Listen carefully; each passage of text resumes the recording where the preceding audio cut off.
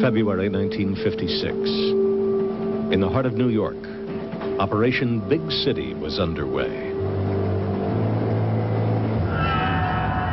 A Ford Mercury, specially adapted with a hidden exhaust pipe, pumped out bacteria onto the streets of Manhattan.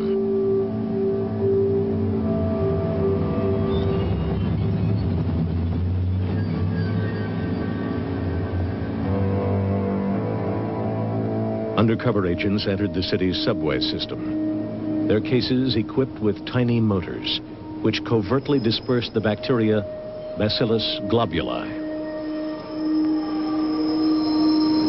10 years later, the Army returned.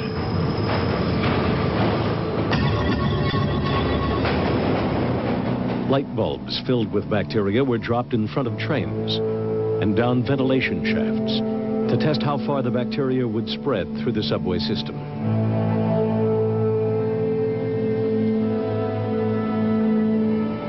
For years, these public experiments were kept secret from the citizens of New York.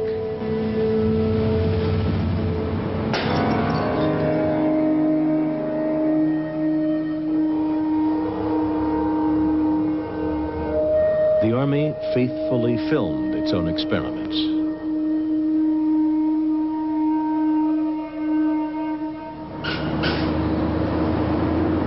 This Washington, D.C. bus station was the site of another secret test.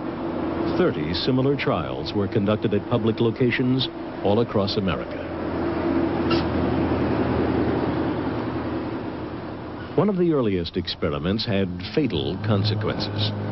In 1951, the Army sprayed the bacteria Serratia marcescens over San Francisco. 11 hospital patients developed a mysterious infection, and within days, Edward Nevin died from an illness caused by the same bacteria.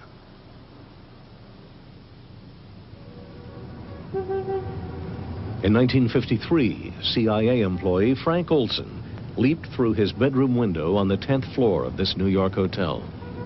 9 days earlier, a fellow CIA scientist had secretly spiked his drink with LSD. It took the government 22 years to acknowledge its role in Frank Olson's death. Another cover-up concerned the death of a civilian, Harold Blower. Suffering from depression, he was a patient at the New York State Psychiatric Institute. There, he and 5 other patients were unwittingly tested with mind-altering drugs by doctors who'd signed a secret contract with the U.S. Army. Again, it was more than 20 years before his family discovered the truth.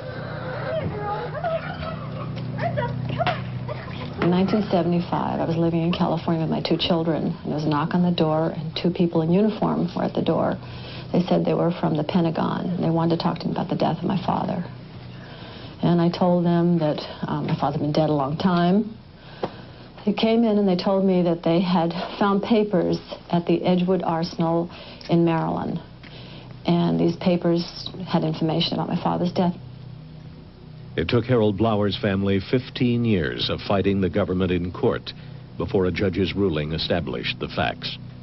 On January 8, 1953, between 9:53 and 9:57 a.m., my father was injected with 450 milligrams, or 6.47 milligrams kilograms of body weight of EA1298. According to the drug study notes, at 9:57, my father became very restless and had to be restrained by the nurse. He began sweating profusely and flailing his arms wildly. At 10:01, he pulled up in bed, his body stiffened, his teeth clenched, and he began frothing at the mouth. Similar reactions continued for over an hour. My father was still talking and moving his legs randomly at 11:05.